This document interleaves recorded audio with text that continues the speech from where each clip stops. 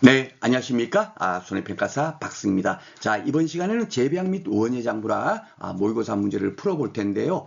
제가 이 모의고사 문제를 선정하는 데는 굉장히 여러 가지 사항을 고려를 했습니다. 그 중에서도 가장 고심했던 부분이 뭐냐면 실제 문제 형태와 난이도까지 다 적용해가지고 25문제를 구성해보자 라는 것이 가장 중심이었고요.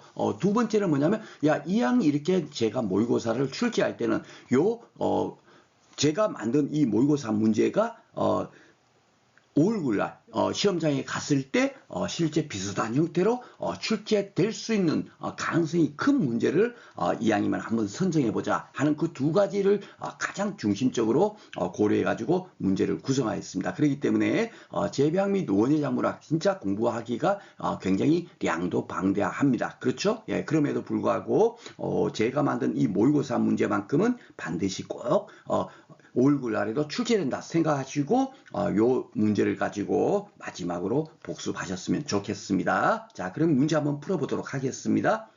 자, 51번은요, 최근에 출제되는 형태가 무슨 과냐, 뭐 장미과냐, 진달래과냐, 뭐 이런 것들에 대해서 주로 출제가 되고 있죠. 그렇죠? 그러다 보니까 이번에는 제가 백학과 이걸로 이제 물었습니다. 그 백학과는 뭐죠? 예, 그 우리가 빛이 없는 곳에서도 잘 자라는 그런 특징을 가지고 있고 주로 줄기 채소더라. 그렇죠? 그렇게 기억을 하면 따로 이렇게 뭐 백학과가 뭐냐, 뭐 품목을 따로 암기할 필요가 없다고 말씀을 드렸습니다. 그래서 줄기 채소가 대파라든지 마늘이라든지 양파 전혀 백학과 전혀 상관없는 건데도 불구하고 이게 바로 이런 품목들이 백학과가 되겠습니다. 그래서 기역대미음이니까 요거겠고요.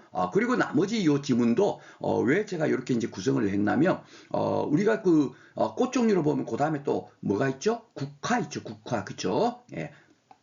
국화가 있습니다. 예, 그러면 이 국화과는 무엇인지, 그렇죠? 그 아니면 또 뭐죠? 우리가 그 농작물의 배추, 그죠? 예, 배추과, 배추과는 또 뭐 어떤 것이 있는지, 아니면은 뭐 명아주과, 뭐 이런 것들도 우리가 충분하게 시험 문제가 출제될 가능성이 있어요. 그래서 이제 시금치 같은 경우는 대표적으로 명아주과죠, 그죠? 명아주과고 브로콜리는 요게 뭐죠? 배추처럼 생겼잖아요, 그렇죠? 예, 그래서 브로콜리 같은 경우는 배추과에 포함되고 쑥갓은 뭐죠?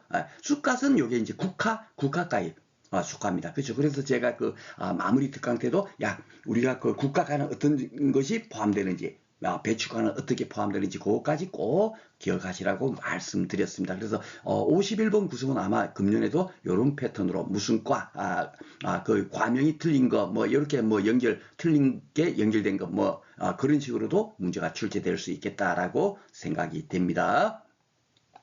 자, 52번은요, 질수에 관한 설명 중에서 틀린 것, 이렇게 문제가 구성됐네요. 질수가 너무 많으면 무조건 넣고, 어떻게 돼요? 예, 나쁘게 되는 거죠. 그죠? 예, 과다면 무조건 나쁘게 됩니다. 그래서 건조해가 발생하거나, 우리가 바람이 그 태풍 같은 거 불었을 때 질소를 너무 많이 주면 영양 생략하니까 쉽게 도복 피해가 발생되죠. 그죠? 그래서 저항성이 저하된다 그랬으니까, 이게 맞는 내용이 되겠고요. 자, 무기태 질소로 식물체에 흡수되며 재생의 이동성이 크다. 요 내용도 맞는 내용이 되겠습니다. 암모니아태 질산태, 그쵸? 그게 바로 무기태 질소라고 우리가 공부를 했습니다. 자, 3번은 질소가 부족하면 하이엽에서 황백화 현상이 일어난다. 이거 주로 시험 문제 많이 나왔던 그런 내용이죠. 예, 요 내용도 맞고요. 결국은 4번이 틀렸는데 어디가 틀렸나 볼까요? 암모니아 질소 비료, 요 무기태 질소죠. 그쵸? 네, 무기태 질소는 석회와 함께 시험하는 것이 효과적이다 그랬는데 석회는 그 뭡니까? 암모니아태 질소 비료는 결국 뭐요? 석회하고 이렇게 결합하게 되면 어떻게 되죠? 이 질소 비료가 기체로 바뀝니다. 암모니아 가스, 그냥 그 방구뻥, 그죠? 아시죠? 예, 그래서 기체가 돼버리니까, 석회랑 같이 결합해버리면 기체가 돼버리니까, 토양 속에, 흡수되지 않고, 대기적으로 날아가 버리죠. 그렇기 때문에 효과가 전혀 없게 된다. 그죠? 이것은 이제 실제 이제 경작 하신 분들은 이런 것들이 아주 뭐 기초적인 어떤 지식처럼 알고 있는데 우리 같은 경우는 이런 것을 실무를 못 하다 보니까 좀 어려운 개념이지만 이 내용도 과거에 한번 기출 문제로 지문에 출제됐던 그런 지문이 되겠습니다. 그래서 4번이 틀렸다. 이렇게 이제 우리가 생각하시면 되겠고요.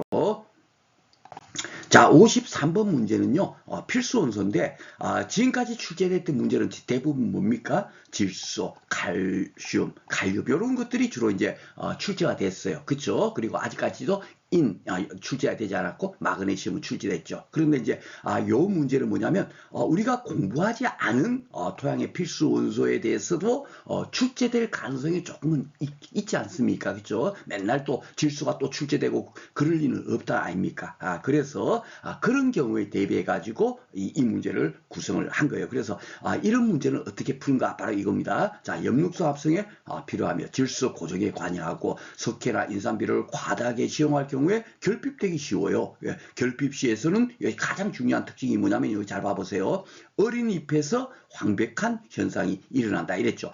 보통 뭐요? 노엽에서 미리 그 뭡니까 자란 노엽에서 황백한 현상이 일어나죠. 질소가 부족하면 그렇죠? 예, 대부분 그런데 이것은 어린잎에서 황백한 현상이 일어난다 이래 되었습니다. 반대적으로 그죠? 금방 싹이 나온 그 잎에서 황백한 현상이 일어나니까 질소는 아니란 말이에요. 그렇죠?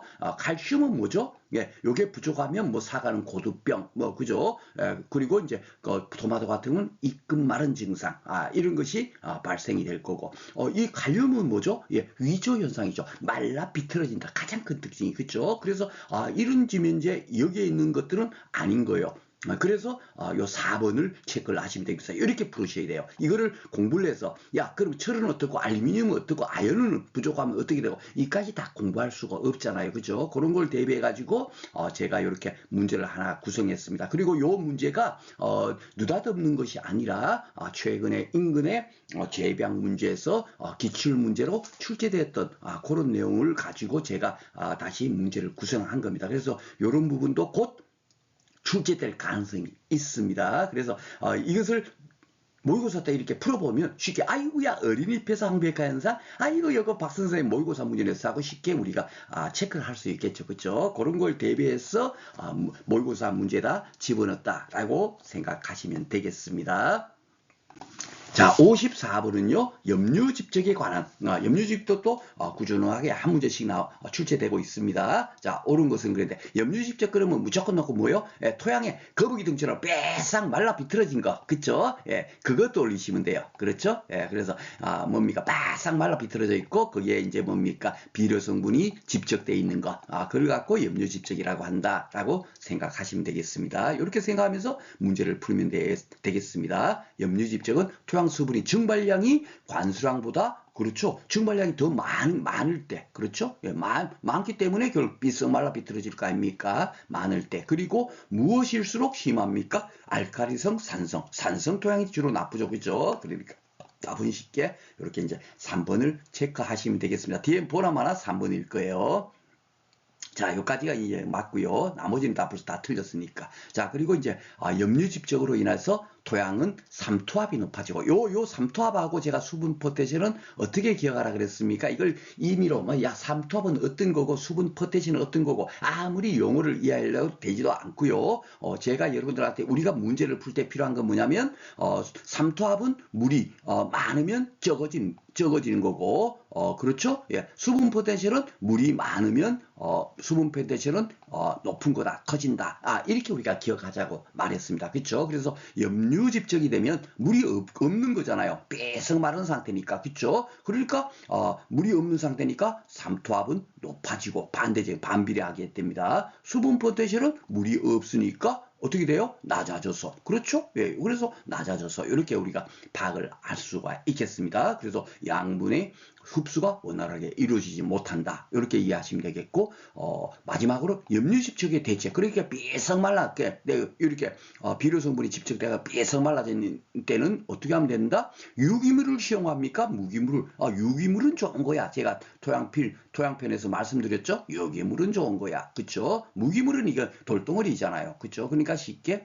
답이 3번으로 다 체크가 되겠습니다. 그리고 이제 담수 처리. 예, 물을 막 담아서 이게 뭡니까? 토양에다 담아주면 당연하게 삐쓱 마른 것이 해소가 될 거고 객토 및 신경, 그죠? 깊게 갈아준다는 의미죠. 막 그냥 굴삭기 같은 걸로 막 땅을 갈아주면은 좀 이게 해소될 거 아닙니까? 그렇죠? 그리고 흡비작물 이용, 예, 비료를 흡수하는 작물을 이용을 해버리면 쉽게 말해서 옥수수 같은 거, 흡비작물이죠. 예, 옥수수를 심어버리면 여기에 막 그 비료 성분이 집적된 것이 어느 정도 해소가 되겠습니다. 그렇죠? 그래서 이런 대책도 이렇게 여러분께서 이해를 하시면 좋겠습니다. 요것만 갖고도 따로 한 문제가 출제될 가능성이 있습니다. 자, 55번은요, 채소 작물에서 화화 형성 이후, 꽃이 핀 이후죠. 꽃이 핀 이후에 추대 현상을 촉진시키는 요인. 그러니까 이게 채소 작물은 원래는 어떻습니까? 잎을 먹는 거니까, 잎을 먹으니까 추대가 되면 어떻게 되죠? 꽃이 피어버리죠. 꽃이 피어버리면 그 다음에 영양 생장이 멈추니까 안 좋은 겁니다. 그렇죠. 그렇기 때문에 이런 것을 방지를 해야 되겠죠. 그렇죠. 그러니까 재배에서는 굉장히 중요한 내용이 되겠습니다. 그래서 촉진시키는 요인을 알아야만이 이것을 방지를 시킬 겁니다. 그렇죠. 그래서 재배학습 문제 보면 이렇게 이런 형태로 문제가 출제되는 게 굉장히 많아요. 아직까지는 이게 출제가 안 됐지만은 요것 또한 뭡니까? 최근에 뭡니까? 재배학 시험에서 많이 출제되고 있는 내용이어가지고, 이것도 곧, 우리 손해평가사 시험에도 출제가 될 수가 있겠다 해서 제가 문제를 구성했습니다. 그래서, 요 문제도 반드시 여러분께서 그냥, 지금 현재 모의고사를 풀면서도, 요거는 그냥 그대로 암기를 하시면 좋겠습니다. 어떨 때 이제 그 꽃이 빨리 피겠어요? 한번 생각해 봅시오. 온도가 낮을 때 꽃이 잘 필까요? 온도가 높을 때 잘 필까요? 고온일 때 잘 필겠죠? 그쵸? 요, 빛이 많을 때 잘 필까요? 빛이 없을 때 잘 필까요? 그렇죠? 예, 장일 상태일 때 잘 필 겁니다. 그렇죠? 그리고 이제 빛이 약한 빛일 때 잘 필까요? 강한 빛일 때 잘 필까요? 그렇죠? 강한 빛일 때 잘 필 겁니다. 그래서 바로 답은 1번이 되겠습니다. 그래서 문제의 형태가 만약에 화형성 이후에 추대 현상을 촉진시키는 요인, 그러면 고온, 장일, 관광, 이렇게 여러분께서 기억을 하시면 되겠습니다.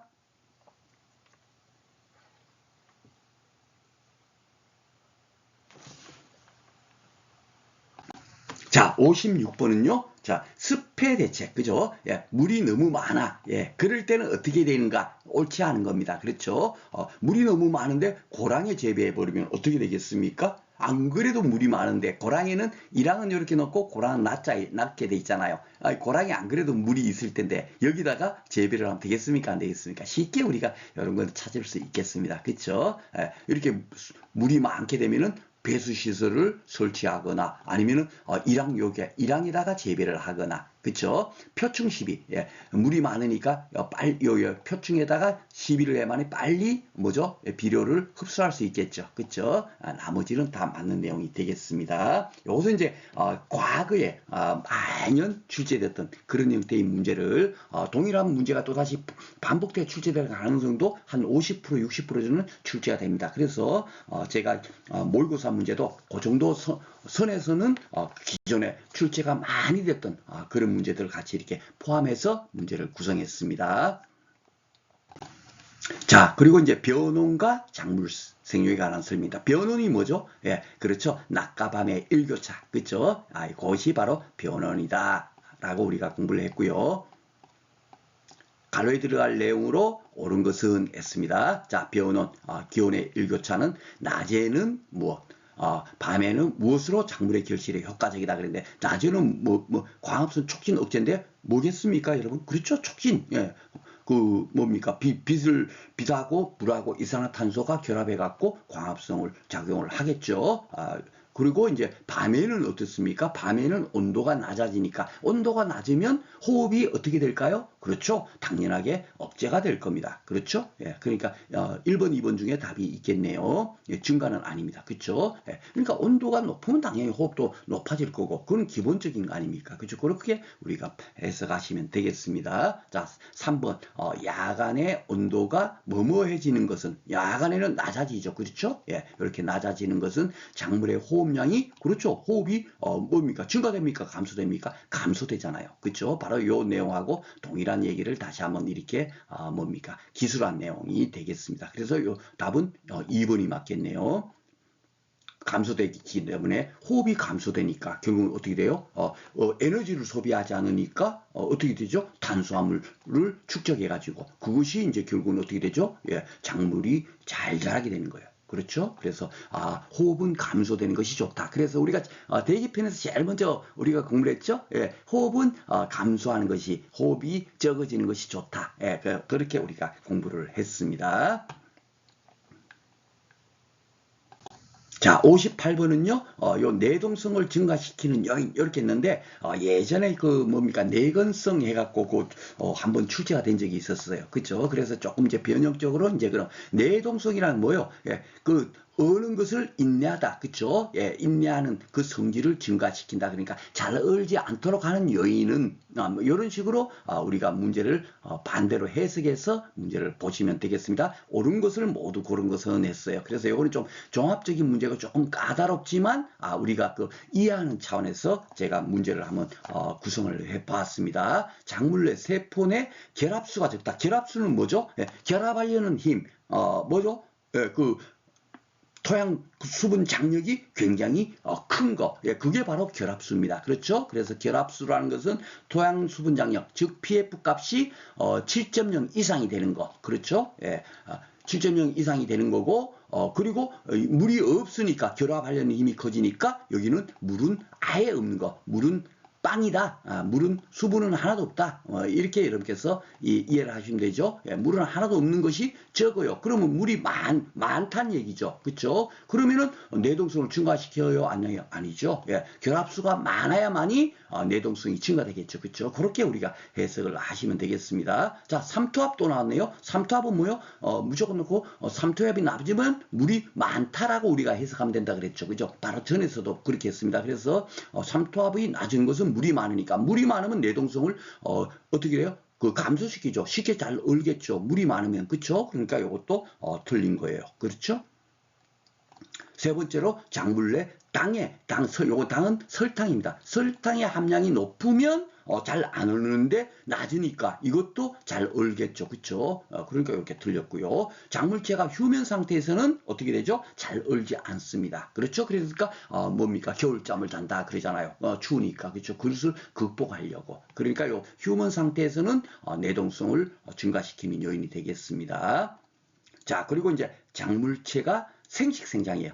제가 식물은 영양생장과 생식생장 단계를 거친다라고 여러분들한테 안내드렸죠. 예, 그리고 요 영양생장은 잎줄기, 뿌리 이런 것이 커지는 단계고 생식생장은 언제부터? 꽃이 핀 이후부터. 그렇죠? 꽃이 피어서 암술과 수술이 수정해가지고 열매를 맺고 자라는 그 과정부터는 생식생장이라고 말했죠. 그런데 요 때는 어떻게 됩니까? 쉽게 말해서 내용의 피해가 많이 발생하죠. 예, 그렇죠? 예. 장애형 냉해 특히 그렇죠? 예, 수정이 되지 않아 가지고 꽃 딱 피었는데 수정을 뭡니까 창기원으로 해서 수정되지 않아서 장애형 냉해가 발생하지 않습니까? 이것도 시험 문제 많이 나왔죠. 예, 그러니까 이럴 때는 어떻게 해요? 예, 피해가 좀 큰 겁니다. 예, 그러니까 조금 창기원 때문에 피해가 큰 거고 일때는 그렇게 피해가 별로 크지가 않게 되는 거예요. 그렇죠? 그래서 생식생장기에 피해가 많이 발생되죠. 그러니까 이거는 내동성이 뭡니까? 증가시키는 요인이 아니죠. 감소되는 때예요. 그렇죠? 영양생장기가 내동성은 더 이렇게 증가되는 그때입니다. 그러니까 이 내용도 틀린 거가 되겠습니다. 그래서 답은 4번 이렇게 구하시면 되겠습니다.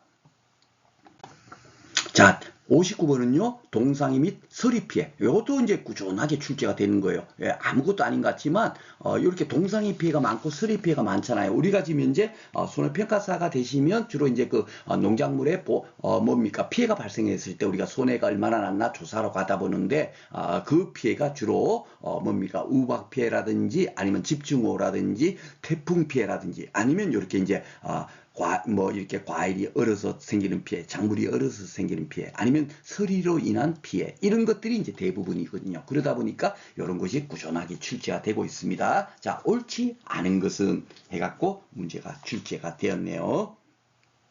자, 식물 체내에서 당의 함량, 이 설탕이 많으면은 수분 포텐셜이 낮아지므로 내동성이 증가한다. 그 맞는 내용이죠. 그쵸? 예. 요거는 물이 없어지기 때문에 내동성이 증가하죠. 예. 설탕이 많으면 쉽게 말해서 우리가 물에 설탕을 막 이렇게 뭡니까? 녹여 놓으면은 잘 얼지 않죠. 그러니까 다 그것과 동일한 내용이에요. 그쵸? 맞는 내용이고요. 자, 2번은 동해 예방 대책으로 간정정을 피하고 맞죠. 그쵸? 예, 강전정 무조건 놓고 강하게 그 전정한다 그러면 이게 좋은 거 아니죠. 그렇죠? 예, 뭐든지 중간이 가장 좋은 겁니다. 그래서 벌써 요 간정정을 피하고 그러니까 이것도 맞는 내용이죠. 그쵸? 피하고 했으니까. 그런데 이제 분지 각도는 어떻게 한다고요? 요게 이제 뭡니까? 나무가 있으면 요게 요 줄기가 있잖아요. 그죠? 요 가지가 있죠? 이 가지의 각도를 어떻게 돼요? 예. 이렇게 넓게 해주면은 여기서 물이 잘 흐르니까 어떻게 되죠? 올지 않겠죠. 동상해를 방지하겠죠. 그래서 분지 각도를 넓게 해줘야 되는데 좁게 한다. 이랬으니까 요게 틀렸습니다. 그래서 쉽게 2번을 답을 찾을 수 있고요. 3번, 4번 한번 읽어보겠습니다. 응급대책으로 표면에 물을 뿌려줘요. 예, 그렇죠. 물 뿌려주면 이거 오는 거 아니야 하는데 아니죠. 예, 에스키모 그 이글루 생각하면 됩니다. 그렇죠. 그래서 살수경비법 요걸 갖고 살수경비법이라고 하는데 물을 뿌려주는 방법도 있습니다. 예, 그리고 4번은 동상해가 예상되는 날에 송풍법. 그죠. 이 송풍기를 가동하면 상층의 건동기를 아래로 불어내려서 가수원의 기온 저하를 줄일 수 있다. 이게 이제 송풍법이죠. 예, 이것도 많이 사용하고 있습니다. 그래서 틀린 지문은 2번이 되겠습니다. 자, 60번은요, 광합성에 관한 설명이다. 갈로에 들어갈 내용이다. 뭔가, 이렇게 됐습니다. 이것은요, 무엇은 가지가 배추보다 높다. 가지는 결국 뭐예요? 열매, 그죠? 열매 채소가 잎채소보다, 높다라고 되어 있습니다. 요것은 즉 뭐죠? 광포화점이죠. 그죠? 빛이 세지가 증가함에 있어도 더 이상 광합성이 증가하지 않는 것. 예, 그게 바로 광포화점인데 이 광포화점이 뭐죠? 열매추수가 더 높다라고 생각하시면 되겠습니다. 자, 옥수수는 벼에 비해서 무엇이 높아요? 광포화점이 높죠. 그죠? 예, 이 광보상점이라는 건 뭐냐면 양성식물은 음지식물보다도 광보상점이 높다. 이렇게 이해를 하시면 됩니다. 그래서 광보상점이라는 것은 뭐냐면 우리가 그 광합성을 할 때 뭡니까? 사용한 이산화탄소량하고 호흡할 때 방출한 이산화탄소량하고 같은 점이 광보상점이라고 했어요. 그렇죠? 그래서 이제 주로 이제 빛이 있어야만 잘 자라는 양지식물이 광보사점이 당연히 높을 겁니다. 그렇죠? 그리고 이제 광포화점은 옥수수하고 벼하고 이렇게 비교를 해가지고 뭐죠? 옥수수는 그 뭡니까? 아무 곳에서 척박한 곳에서 잘 자라고 이러다 보니까 광포화점이 벼보다 더 높다. 이렇게 해서 이해를 하시면 되겠습니다. 이것도 이제 출제가 한 2번 정도 됐던 그런 내용을 제가 조금 변형해서 문제를 구성한 내용이 되겠습니다. 자, 61번은 풍해 예방 및 경감 대책. 풍해도 매년 출제되는 거예요. 예방 및 경감 대책. 어떻게 옳은 것을 모두 골라라 그랬습니다. 자, 외화도가 높은 대목은 지주결석. 그죠? 쪼막띠만한 나무는 지주결석해야 되죠. 철봉 같은 거 딱 옆에다 해갖고 노끈으로 묶어줘야 된다. 그래야만이 바람 불어도 다 쓰러지지 않겠죠? 그리고 배토를 실시한다. 그러니까 맞는 내용이고요. 질소보리를 과다흡에 시비한다. 이건 벌써 틀렸죠? 그러면 쉽게 도복되겠죠. 밀치재배도 안 되죠. 그죠? 이것도 쉽게 도복이 됩니다.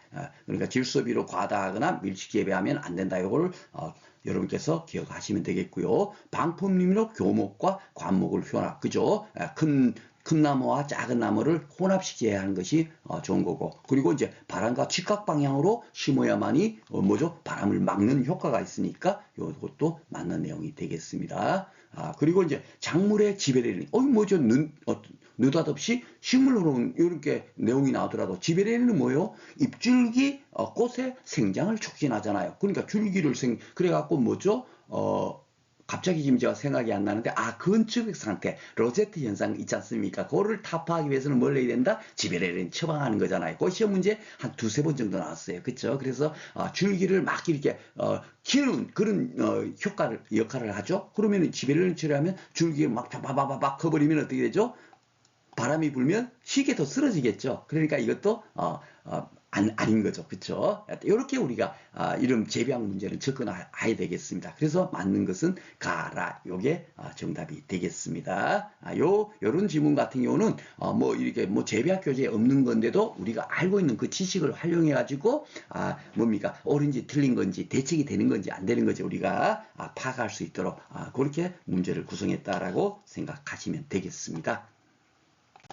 자, 62번은 병충해. 병충해 방제 방법, 이것도 해마다 출제가 되죠. 그런데 이제 배나무를 재배하는 과수원의 경작자가 인근 1km 이내의 향나무. 향나무에는 뭐요? 적성병을, 뭡니까? 유발하는 그 벌레들이 살고, 해충들이 살고 있어요. 그러다가 요놈들이 어느 정도 크면, 그 뭐죠? 배나무로 옮겨갖고 적성병을, 뭡니까? 이렇게 발병시키니까 아예 이렇게 1km 이내의 향나무를, 그 뭡니까? 해충이 살고 있는 이 향나무를 없애버린 거야. 이렇게 제거하는 그 뭡니까? 방제 방법은 뭐냐 이겁니다. 그렇죠? 그게 뭐죠? 물리적이나 생물학적이나 화학적이 아니라 그렇죠? 재배적 방법, 경종적 방제 방법이 되겠습니다. 쉽게 1번 체크할 수 있겠고요. 자, 63번은요, 느닷없이 갑자기 여러분들 뭐 듣도 보도 못한 대추나무 빗자루병, 이걸로 문제가 냈네요. 뭐 갑자기 이상한 문제가 나올 수가 있잖아요. 그죠? 뭐 워낙에 그 해충에 대한 것이 많으니까, 병해가 많으니까. 그런데 이런 문제 나오더라도 우리가 전혀 그 뭡니까 떨림없이 문제를 푸셔야 돼요. 예. 이거 공부 안 했는데 생각할 필요 없습니다. 틀린 것을 찾는 거예요. 인문학이다. 그렇죠? 한 개는 완전히 틀렸다. 이렇게 우리가 생각하시면 되겠습니다. 자, 한 개 완전 틀린 것만 우리가 한번 찾아보겠습니다. 빗자루병은 과지와 잎이 위쪽으로 무성하게 촘촘하게 자라서 빗자루 모양이 되는 정상이다. 뭔지 몰라도 좀 맞는 것 같잖아요. 그러니까 이 빗자루병이라고 하지 않겠어요. 그쵸? 예, 그렇게 잘 모르면 이렇게 세모 정도만 해놔도 돼. 이거 완전 틀린 건 아닌 것 같아. 예, 이렇게 하고 넘어가시면 됩니다. 자, 2번 보겠습니다. 빗자루병은 분주와 전목 같은 영양 번식을 통하여서는 전염되지 않으므로 무병주를 심는 것이 효과적다. 우리가 그 무병주는 우리 어디서 배웠어요? 예, 이 무병주를 조직 배양을 함으로써 무병주를 생산해 가지고 뭘 그 하는 목적이 뭡니까? 그렇죠. 병주의 예방을 위해서 무병주 해갖고 조직 배양을 하는 거잖아요. 그렇죠. 예, 유리병 안에다가 작물체를 그 뭡니까? 그 병이 없는 작물체를 거기서 이제 생산을 하는 겁니다. 그렇죠? 그렇기 때문에 그 목적으로 무병주를 심는데 효과가 적다? 말도 안 되는 거죠. 예, 이것이 쉽게 틀린 것을 우리가 알 수가 있습니다. 그래서 이것을 제가 문제를 낸 이유는 뭐냐면 미병주를 우리가 이렇게 생산하는 목적이 뭐다? 모든 이런 병해를 미리 예방하기 위해서 처음부터 빗자루병이 발생되지 않도록 하려면 무병주를 뭡니까? 그 생산해 갖고 이 무병주를 가지고 뭡니까 키우면 당연하게 이런 병에도 덜 발생되지 않겠나. 그렇죠? 바로 이겁니다. 그래서 가장 궁극적인 대책이 사실 이거예요. 이건데 효과가 적다 그랬으니까 틀린 내용이 되겠습니다. 이렇게 우리가 문제를 풀 수가 있겠습니다. 3번도 볼까요? 빗자루병은 감염되면 꽃눈이 잎으로 변해서 열매가 열리지 않는다. 그러니까 병이 되겠죠. 열매가 안 열리니까 대추가 달리지 않는다는 얘기예요. 그러니까 아주 나쁘게 된 거죠. 4번은 빗자루병은 세포법이 없는 원핵생물이 파이토플라마스에 의한 것으로. 참 이게 우리가 지금 공부한 내용은요. 뭐죠? 병해가 사상균, 진균, 곰팡이균 이거 다 같은 얘기라 그랬습니다. 그리고 세균, 그죠? 그 다음에 바이러스균. 요거만 지금 공부했죠. 요거만 있는 게 아니에요. 예, 재배하기는 이거는 하나의 과정으로 출제가 되고 있고 하다 보니까 요거만 공부를 했지. 또 이런 파이토플라마스에 의한 뭡니까? 병이 발생되기도 해요. 그게 대표적으로 뭐다? 대추나무 빗자루병인 겁니다. 아이고야. 여기다 또 따지고 보면 또 뭡니까? 파이토플라스마에 의한 병에 그걸 뭐냐? 대추나무 빗자루병. 빗자루병 이렇게 또 외워야 돼. 우리가 사선 같으면 역시 도덕질은 달러가 나누기 하지 마십시다. 우리가 그렇게 외웠잖아요. 그런 것처럼 이 파이토플라마스도 빗자루병 따로 이렇게 공부를 해야 돼. 그런데 이렇게까지 우리가 공부를 할 수가 없잖아요. 그렇죠? 그래서 이렇게 전혀 공부하지 않는 문제가 나오더라도 우리가 이렇게 딱 읽어보면 이거는 맞는 것 같아. 이렇게 우리가 판단을 하시면 되겠고 제가 이게 또 뭐 빗자루병도 전혀 뜬금없이 낸 건 아니에요. 요게 대추나무 빗자루병이 그동안에 11일 동안에 그래도 실질적으로 묻지는 않았지만은 지문에 2번 정도가 2회나 출제됐던 병명이에요. 그러니까 이것도 언제든지 출제될 가능성이 있겠죠. 그러니까 제가 그것을 조금 더 세분화해서 공부를 해가지고 문제를 만든 거다. 그렇게 생각하시면 되겠습니다. 그래서 이 모의고사 문제가 여러분들 한 문제 한 문제가 대충 뭐 아유 그냥 25문제 대충 이렇게 그냥 만들어 봐야지 그런 의미가 아니라 실질적으로 여러분께서 시험장에 가시게 되면 전혀 공부하지 않은 문제가 출제될 경우가 있어요. 그렇죠? 그럴 때 바로 어떻게 풀어야 된다 하는 것을 여러분들한테 안내 드리려고 이런 문제도 구성했다라고 생각하시면 되겠습니다. 문제 풀어보니까 충분히 이렇게 우리가 답을 2번 체크할 수 있겠죠? 그러니까 이런 정도, 그 정도까지만 여러분께서 미리 시험장에 가시기 전에 준비하고 있더라도 그 또한 굉장히 큰 뭡니까 여러분들한테 시험장에서 많은 도움이 될 거다라고 생각을 하고 있습니다. 자, 그리고 64번은요, 최근에 이게 많이 출제되는 거예요. 영양번식 중 연결이 옳지 않은 것. 요거 제가 여러분들한테, 자연 영양번식에서 제가 설명을 드렸죠. 감자는 달아, 고구마는 죄송합니다. 감자는 시큼시큼해. 그죠? 시큼시큼해. 그리고 고구마는 달아. 그죠? 고구마는 달아. 여러분들 기억나시죠? 요거 반드시 기억을 하셔야 돼요. 왜냐면은 최근에 문제 형태가, 재배학 시험 문제도 꾸준하게 이런 식으로 또 출제되고 있어요. 그러니까 우리 시험도, 요것이 아마 2년 전에 출제됐지만, 또다시 출제될 가능성이 굉장히 높습니다. 자, 그리고 이제, 그 다음에 뭐죠? 독한 년. 우리도 이것도 공부를 했고, 그것도 공부했죠. 그쵸? 이런 식으로 우리가 떠올려가면서, 문제를 풀어보시면 되겠습니다. 자, 궤경이에요. 궤경이니까 요거는 뭐죠? 감자가 되겠습니다. 그렇죠? 덩이 줄기. 그렇죠? 줄기를 먹는 감자. 그러니까 감자는 시큼해. 그러니까 맞죠. 그렇죠? 자, 긍경. 뿌리 줄기입니다. 그렇죠? 아주 이게 뿌리 줄기 뭡니까? 연꽃 물속에서 자라고 있는 거. 그거 떠올리시면 된다 그랬어요. 그렇죠? 그래서 간년, 맞죠? 이렇게 우리가 가니까 이것도 맞고요. 괴근은 뭐죠? 덩이뿌리죠. 덩이뿌리는 고구마가 대표적이래요. 그죠?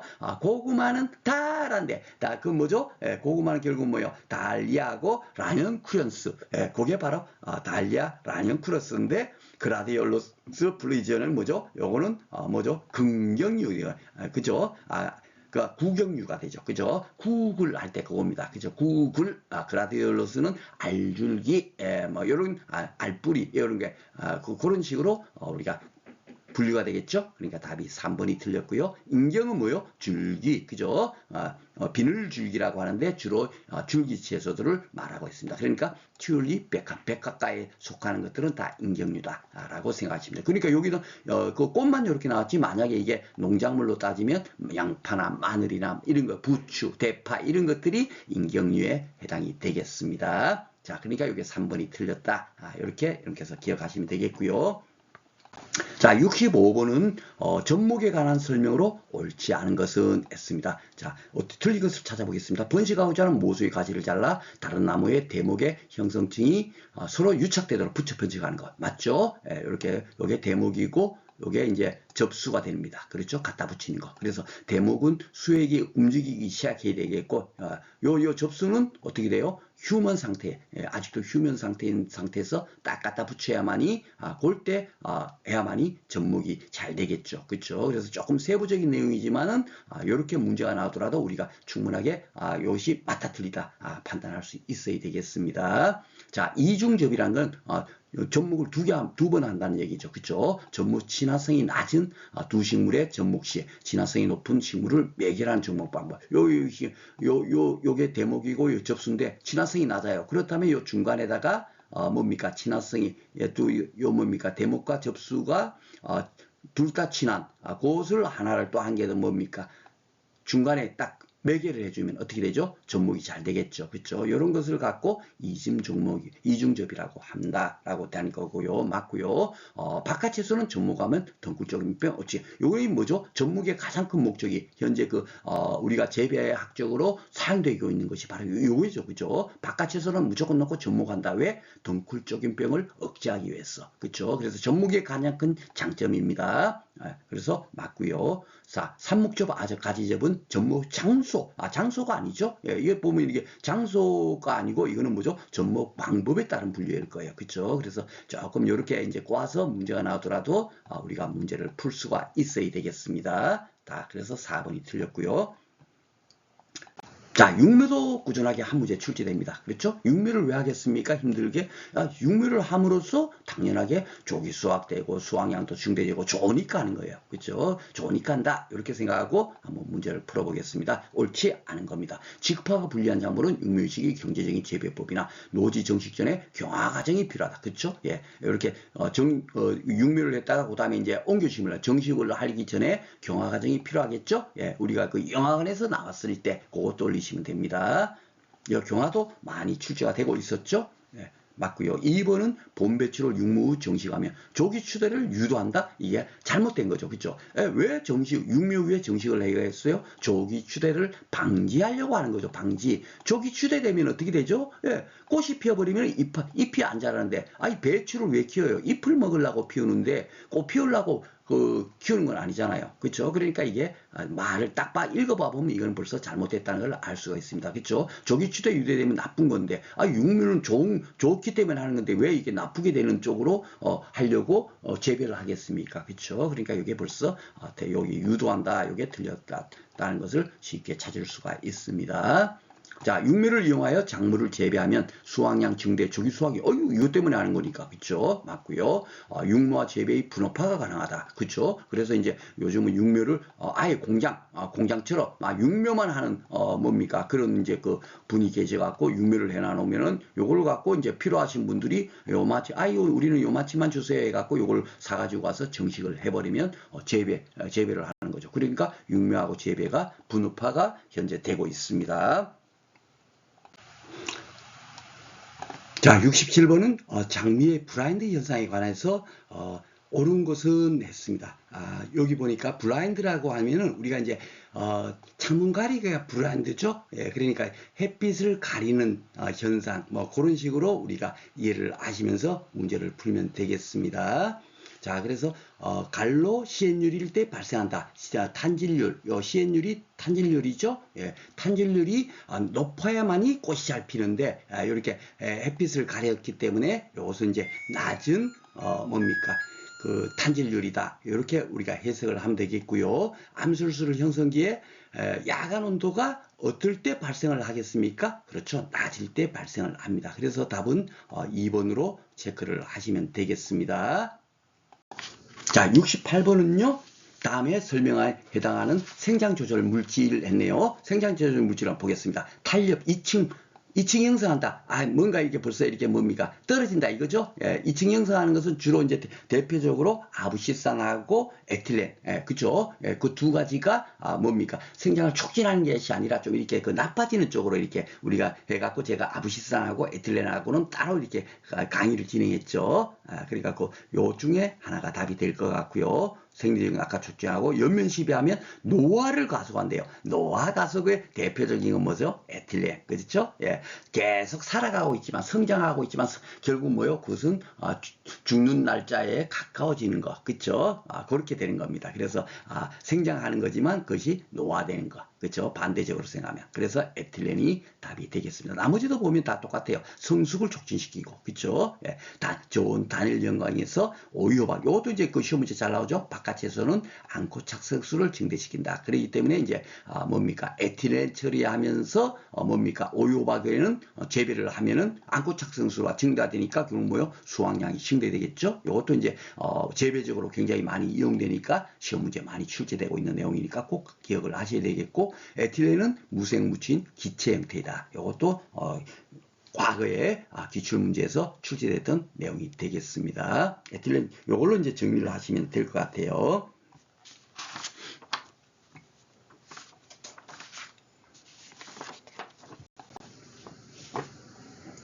자, 그리고 이제 69번은요. 수확 후 절할 후 장지 수성에 관한 요 이제 저장법 있죠. 이런 것들도 지금 최근에 보니까 한 3년에 한 번꼴로 출제가 되고 있는데 그 내용 중에서 가장 우리들이 알아야 될 걸, 그 내용만 제가 이제 따로 이렇게 정리를 했습니다. 틀린 것은 모두 몇 개니까 굉장히 어렵죠. 예, 그래서 이거는 공부하세요 하는 의미에서 제가 문제를 출제를 한 겁니다. 자, 금호초는 눕혀 수성하면 휘어짐을 방지하는 것이 아니라 어떻게 한다고요? 세워서 수성해야만이 어떻게 된다? 휘어짐을 방지할 수 있는 거예요. 그게 이제 뭐 경곡 현상이라고 그러죠. 그죠? 휘어지는 걸. 그것을 방지를 할 수 있는 게, 그래서 이제, 금호초 같은 거는 세워서 수성이 되는구나. 이렇게 해서 기억을 하시면 되겠고요. 틀렸습니다. 자, 그리고 이제 두 번째로 안수륨은 4도 이하에서 유통해야 절하수명이 길어진다. 이거는 우리가 알죠. 저온장애. 그죠? 4도 이하에서 보관해버리면 어떻게 되죠? 예, 그 냉해가 발생이 되잖아요. 그러니까 길어진다는 게 틀렸죠. 그죠? 절하수명이 짧아지겠죠. 이것도 틀린 내용이 되겠습니다. 자, 그라디올라스는 이게 구경류구나. 그쵸? 알뿌리, 그죠? 그라디올라스는 건식보다 습식 수정을 하면 가속도를 늦출 수 있다. 어떻게 되겠습니까? 여러분들 요거는 이해를 한번 해보세요. 그 물을 뿌려서 수정하는 거죠. 건식이라는 건 물이 없는 상태에서 수정을 하는 거고, 그죠? 물이 있는 상태에서 수정을 하면 어떻게 되겠어요?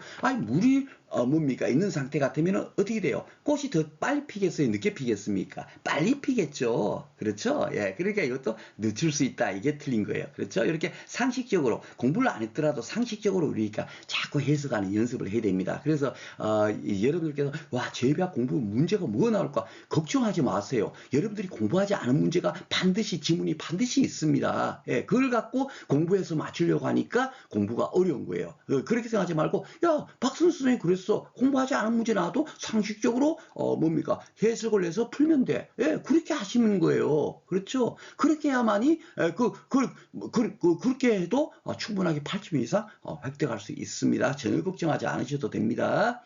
자, 4번은요, 습식 수정 시 설탕 같은 거 첨가하면, 이게 뭐죠? 내동성도 증가시키고 하는 것처럼 이 설탕을 첨가해서, 하면은, 어떻게 되죠? 절하수명이 연장돼요. 그래서 대부분 뭐죠? 꽃가게나 이런 데서는 그 꽃을 오래 보존하기 위해서 설탕 같은 거, 이런 걸 막 이렇게 첨가해가지고, 그 작물에다가 투여를 해줍니다. 그래서 요것은 맞는 내용이 되겠습니다. 그래서 틀린 것은 결국 몇 개냐? 요 세 개가 되겠습니다. 나머지 세 개는 다 틀렸죠? 이렇게 체크를 하시면 됩니다. 맞는 것은 요거 한 개만 맞네요.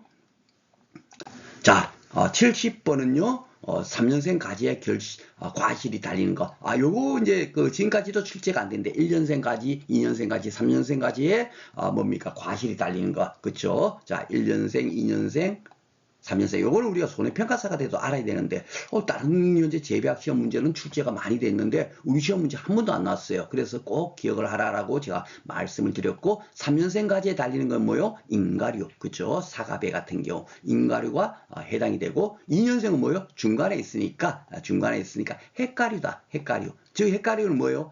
그렇죠. 복숭아 같은 것처럼 씨가 중간에 딱 박혀 있는 거. 이런 게 이제 헷갈리죠. 그러니까 요거는 2년생까지입니다. 그렇죠. 요거는 3년생까지의 과실이 달리는 거고, 그리고 나머지는 뭐죠? 중인가류라든지 장가류라든지 각가류 이런 것들은 다들 나머지는 뭐다? 1년생까지의 과일이 달립니다. 그래서 이렇게 장가류라든지 각가류라든지 이런 건 다 1년생까지의 과실이 달리게 되겠습니다. 답은 이렇게 1번 체크하시면 되겠습니다. 이것도 출제 가능성이 굉장히 금년에 높다라고 생각이 됩니다. 요 정도만 기억하시면 되죠. 요것만 기억을 하시면 되겠습니다. 자, 그리고 과수 재배 시 시행률을 높이기 위한 방법. 탄질률을 높이기 위한 방법이죠. 탄질률이 높아져야 어떻게 된다고요? 꽃이 피는 거예요. 그렇죠? 너무너무 중요한 겁니다, 이게. 이게 문제를 이렇게 나오니까, 이런 문제가 나와 할 줄 몰라도, 재배의 목적은 뭐예요? 꽃이 피어야만이 그 다음에 열매를 맺고, 열매를 맺어야만이 그 과일을 수확할 수 있잖아요. 그렇죠? 그러니까 이 시행률을 높이기 위한 방법이 너무너무 중요한 거죠. 꽃이 피어야 결국 우리가 사과도 먹을 수 있고 복숭아도 먹을 수 있고 그러지 않습니까? 그렇죠? 그러니까 이 방법이 뭔가 하는 그런 건데, 여기서 요 내용은 그대로 여러분께서 암기를 하시기 바랍니다. 뿌리 전정을 뿌리를 이렇게 전정 잘라주고 열매도 쏟아주고 열매 쏟기가 즉 뭐죠? 적과라고 하는 거 그죠? 예, 쉽게 말해서 여기에 과일이 이렇게 6개가 달려 있어도 이 6개 달려 있어도 6개를 다 키우는 게 아니고 요 중심과 한 개만 남겨놓고요. 나머지는 다 뭐죠? 가위를 잘라서 없애버리는 거예요. 이걸 갖고 젓가라고 하거든요. 이렇게, 저도 젓가를 왜 할까 했는데 이렇게 해야만이 해거리를 방지하고 과실의 품질도 좋아지고 이렇게 된답니다. 그러니까 나머지를 잘라주는 거예요. 그게 바로 열매 쏟기입니다. 그렇죠? 이 열매를 쏟아줘야만이 뭡니까? 시행률도 높아지고 시행률이 높아져야 하여튼 작물 재배에 좋은 거죠.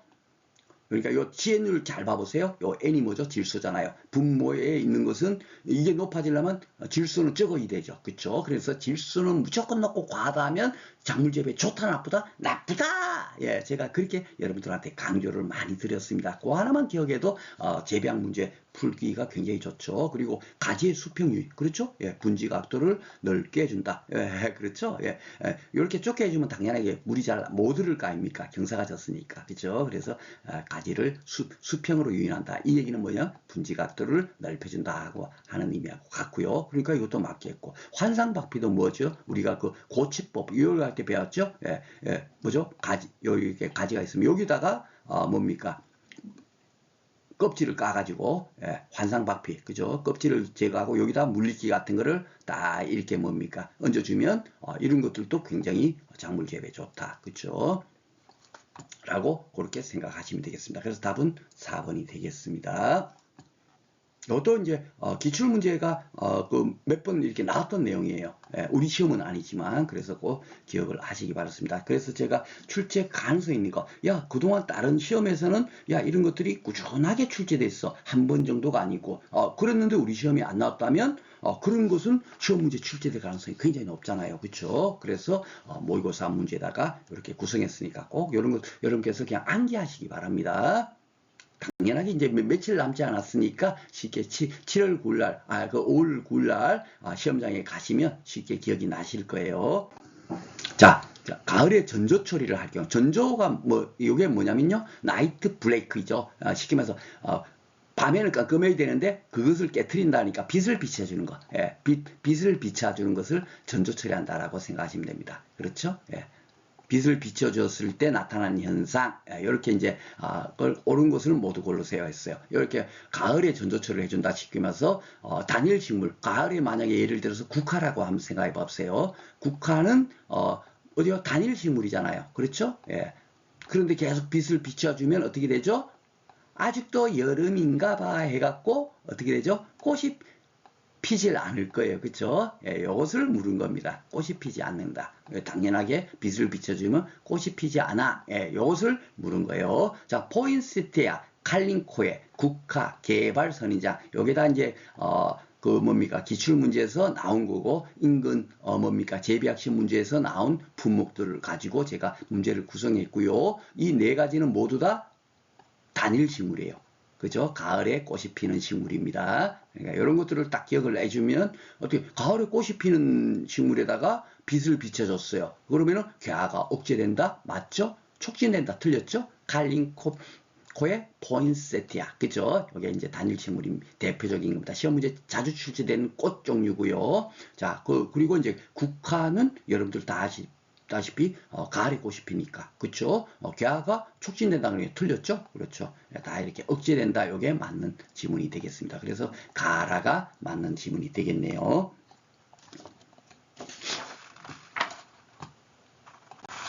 자, 73번은요. 꽃눈 분화나 과실 발육을 촉진시킬 목적, 굉장히 좋은 목적으로 하는 거죠. 그렇죠? 좋은 목적으로 하는 것이 아닌 것은 됐습니다. 그러니까 이것은 굉장히 좋은 거니까 이런 것들도 여러분께서 문제를 풀 때는 이게 분명히 좋은 거잖아요. 작물 재배 좋은 쪽으로 하려는 건데 그 작업이 아닌 것은 그러니까 나쁜 거를 찾으시면 돼요. 그렇죠? 딱 나쁜 거에 뭐가 있어요? 환상박배 아까 전에 좋다 그랬죠. 탄질률을 높일 때 좋고 그렇죠? 예, 순지르기는 뭐죠? 예, 이거는 그 의미예요. 눈을 갖고 순이라고 하기도 합니다. 그래서 눈을 지른다는 것이 이제 따다, 뭐 그런 의미거든요. 눈을 따는 거예요. 예, 이렇게 눈을 따주면 신초 생장을 억제해가지고, 착가율이 일단 높아지고요. 그리고 또 그리고 이제 그 우리가 잘 알고 있는 웃자란 방지 있죠. 쭉쭉쭉 물때처럼 키만 푸는 거 그런 것들도 방지하게 되는 겁니다. 예, 그래서 굉장히 이것도 좋은 쪽이고 추나체리는 왜 하죠? 예, 꽃이 뭡니까 필 수 없는 상태에서 꽃을 피우게 하기 위해서 종자에다가 뭐죠? 저온 처리함으로써 아이고야 겨울이 왔나봐 해갖고 그 상황에서 그렇게 추나처리 해갖고 심으면 꽃이 피죠. 그죠? 가을에 뭡니까 종자를 심어야만이 꽃이 피는데도 불구하고 봄에 심어도 추나체리를 한 상태에서 봄에 심어도 꽃이 피울 수 있는 거. 그러니까 이것도 뭡니까 꽃눈 분화나 과실발휘 촉진이 좋은 목적으로 하는 거예요. 그렇죠? 그러니까 이 강전정은 뭐예요? 예, 너무 강하게 한다 전정을 예, 그런 거잖아요. 벌써 나쁜 의미가 됩니다. 그렇죠? 그래서 1번이 틀렸구나 이렇게 우리가 문제를 풀어야 돼요. 이것이 뭐 좋은 목적으로 대부분 뭐요 작물 재배 다 좋은 목적으로 대부분 할 거 아닙니까? 예, 그래서 대부분 사용되는 용어는 다들 작물 재배 좋기 때문에 한다. 그렇게 우리가 생각하시면 되겠습니다. 자, 74번은요, 플라스틱 하우스는 알겠습니다. 예, 지금까지 우리가 문제가 뭐냐면 주로 유리온실만 나왔어요. 지금 3번 정도가 출제됐지만 유리온실만 나왔습니다. 또 유리온실로 문제 출제되면 당연하게 제가 기출문제 풀어드렸으니까 여러분께서 그 문제는 풀 수 있을 거고, 그러니까 야, 이제는 유리온실이 아닌 일반적으로 유리온실은 사실 가격이 굉장히 비싸요. 비싸서 실질적으로 설치가 하는 부분이 10% 미만대만 설치하고 있습니다. 그렇죠? 예. 대부분 다 뭐죠? 비닐, 우리가 알고 있는 비닐 하우스를 설치를 해서 지금 현재 시설 작물을 재배할 거예요. 그렇죠? 그렇다면 이 플라스틱 하우스에 대한 걸로 문제가 출제될 가능성이 있다 해갖고 제가 문제를 구성했고요. 자, 보겠습니다. 적설량이 많은 지대에 적합하다. 일반 비닐 하우스를 설치하면 눈이 와버리면 쉽게 폭삭 쓰러지죠. 그렇죠? 그렇기 때문에 이 비닐을 어떤 걸 쓴다? 딱딱한 비닐로 쓰는 거예요. 적설량이 많은 지대니까 이렇게 딱딱한 거. 경질 필름도 요것만 갖고도 독자적으로 문제가 나오죠. 불소 수지 필름이라든지 경질 폴리에스테르 필름 이런 것들이 이제 뭐죠? 경질 필름의 대표적인 그리고 페트병 할 때 PET 그죠? 예. 그것도 바로 경질 필름이 되겠습니다. 이런 것들을 사용하니까 딱딱한 걸 사용해 가지고 눈이 와도 쓰러지지 않도록 하고 또 이렇게 딱딱한 필름을 사용하니까 창도 이렇게 만들 수가 있는 거예요. 여기다가 비닐하우스 내에다가 그죠? 창을 만들어 가지고 환기도 시키고 이렇게 할 수 있는 형태가 어떤 하우스냐 바로 지붕형이 되겠습니다. 그래서 이런 것들은 여러분께서 기억을 해주시면 좋겠고요. 자, 벨로용은 요거는 이제 유리온실에 관련되는 거겠죠? 예. 그러니까 유리온실이고 요거는 이제 터널형 아치형은 터널은 이제 터널처럼 이제 생겼으니까 터널형이라고 하는 거고 아치형은 아치처럼 만들었으니까 아치형이라고 하지만 요거는 둘 다 뭐죠? 연질 필름을 사용하고 있다. 그렇게 생각하시면 되겠습니다. 자, 마지막으로 이제 그 재배 방식인데요. 우리가 양액 재배가 지금 보니까 그 순환식 수경 방식하고 다맥 수경 방식 주로 이제 그걸로 이제 출제가 많이 됐고 그런데 또 그걸로 나올 가능성도 있지만 제가 볼 때는 조금 틀어서 나올 가능성이 있어요. 요 지금 현재 장미 같은 경우 대부분 요새 뭐죠 시설에서 양액 재배 방식으로 재배를 하고 있습니다.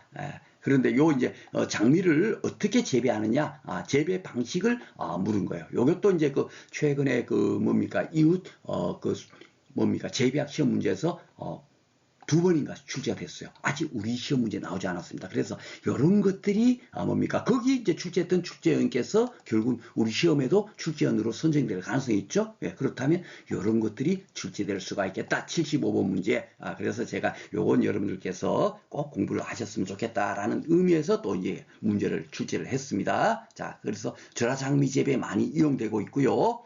벤치는 높이고 줄기는 휘거나 꺾어서 그러니까 막 장미가 있으면 막 이렇게 휘어가지고 이렇게 재배를 시키는 거예요.